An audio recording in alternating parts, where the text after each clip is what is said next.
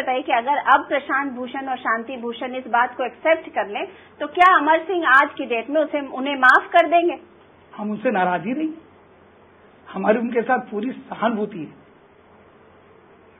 वो जिस morph splice doctor CD को जेन्युइन करके झगड़ रहे थे। आपको लगता नहीं है कि इस पूरे झगड़े में और ये जो पूरा सब कुछ हुआ इस कमेटी को बनने के बाद जो पूरा झगड़ा हुआ उसमें लोकपाल बिल जो है वो कहीं बैकग्राउंड में चला गया? अजीब बात है, बहुत अच्छा हुआ। क्या मिली है ऐसे लोगों से जिनकी फितरत छुपी रहे, नकली चेहरा सामने आए, असली सूरत छुपी रहे। लोकपाल बिल ईमानदारी के लिए है। अब क्या चाहती हैं कि चोरों को पकड़ने के लिए डाकुओं को बैठा दिया जाए? क्या है ये? समाज के कुछ लोग जो कहते हैं कि बिना पॉलिटिकल प्रोसेस के बदलाव होना चाहिए, जो ये कहते हैं कि politicians are good enough to be thrown and fed by and they should be fed to vultures, चील कौवों को खिला दे। कैसा गांधीवाद है? गांधी ने कहा था पाप से घृणा करो, पापी से नहीं। मैं तो कहता हूं, मैं जाने वाला था हजारे साथ, क्या मैं अन्ना हजारे हूं की टोपी लगा के, तब तक सुना उमा भारती और चौटाला को दौड़ा दिया गया। डर के मारे मेरी सिट्टी पिट्टी गुम हो गई, आधे रास्ते से दौड़ाया, कहीं मुझे भी ना दौड़ा दे, चील कौवों को न खिला दे। मेरे छोटे छोटे 2 बच्चे हैं, क्या करेंगे? तो आप सच में जा रहे थे? सच में जा रहा था, आधे रास्ते से दौड़ा। कहा वहां तो भाषण हो रहा है, कहां जा रहे हैं नेताजी कि नेता साला चोर है, इसे चील कौवों को खिला दो, शरद पवार चोर है। मैं सैल्यूट करता हूं शरद पवार को। ये सुनते ही उसने त्याग पत्र दे दिया।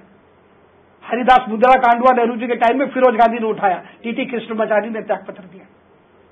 बोफर्स में एक चिट्ठी की बात आई, माधव सिंह सोलंकी विदेश मंत्री थे, उन्होंने त्याग पत्र दे दिया।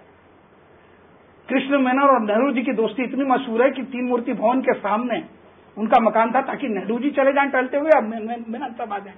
लेकिन चीन की शिकस्त के बाद मेनन साहब को जाना पड़ा और सिर्फ इल्जाम लगाने पर चोर कहे जाने वाले शरद पवार त्यागपत्र दे देते हैं। और यहाँ पर सिविल सोसाइटी की बात हो रही है। हवाई जहाज लड़ता है, कोई मरता नहीं है, माधवराव सिंधिया इस्तीफा दे देते हैं, डॉक्टर करण सिंह इस्तीफा दे देते हैं, और लाल बहादुर शास्त्री की बात अन्ना ने की थी, और अंधा किसानों की बात करते हैं। मेरे पास लिस्ट है अनुराधा जी, Uttar Pradesh sugar mill association के 1-2 मुकदमे नहीं, 11/12/96, 22/1/97, 1/12/99, 31/1/2001, 13/11/2002, 25/11/2002, 11/12/2002, 10/1/2003, 28/2/2003 हैबिचुअल एंटी फार्मर लॉ है।